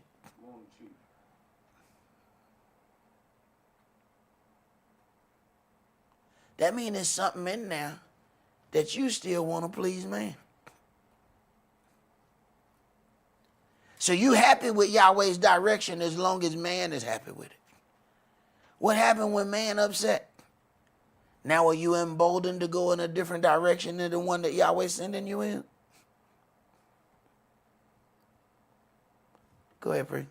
You also, as lively stones, are built up a spiritual house and holy priesthood to offer up spiritual sacrifices acceptable to Elohim by Yahshua HaMashiach. You are lively stones, just like the stones in the beginning. Just like the tabernacle that he was setting up that he didn't tell us nothing about. He was already setting forth a foundation. We just didn't understand it. We have to be prepared to be lively stones in a spiritual house. It's one thing to say all those things while we got a place to worship. What happened when that place that we're going to worship going to be under a shade tree? You still got it in you? Or was it attached to the house? So when he says you ain't going to worship in this mountain or in Jerusalem, do you still have it in you when the place don't exist? It's all fine and dandy to just imagine the end result and put ourselves gloriously in the kingdom. What about the ugly journey to get there? Because the people that possess your land want you dead. I don't think you understand what's happening. They have all the finest weaponry. So I hope you don't think that little stuff you storing in your closet gonna help you in this. They got stuff that go around corners. So I hope you don't think your little 380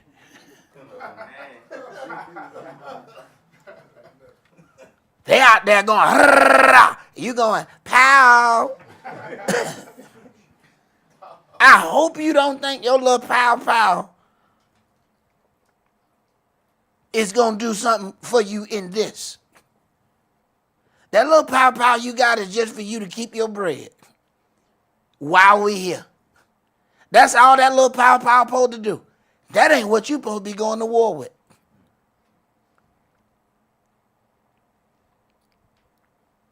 Let us take these things into consideration because right now we've watched more change in a week than have been changed in the last 25 years. And I would advise people, you might want to slow down showing your hand. We still got 4 years of this. And if week 2 done got you dismayed,